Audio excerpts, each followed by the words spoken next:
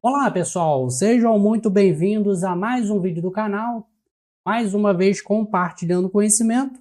E no vídeo de hoje eu vou estar compartilhando com vocês como faz para ativar uma VM no Proxmox para iniciar automaticamente.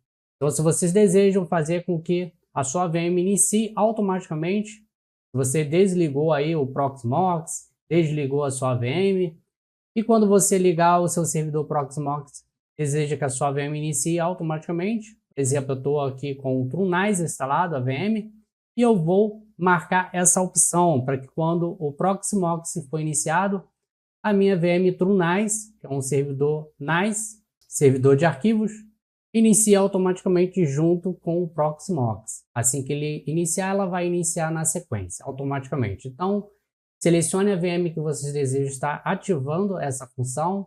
Eu vou selecionar aqui a minha VM, é a TrueNice. Vou clicar nela.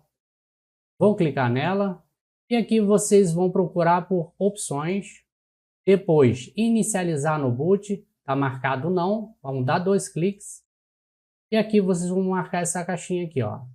Inicializar no boot. Marca essa opção e vamos dar OK. Agora já está ativado a opção sim. Toda vez que você desligar o seu servidor Proxmox e iniciar novamente, a VM que você marcou para iniciar junto com o Proxmox, assim que ele iniciar, ela vai iniciar na sequência, automaticamente, inicializar no boot.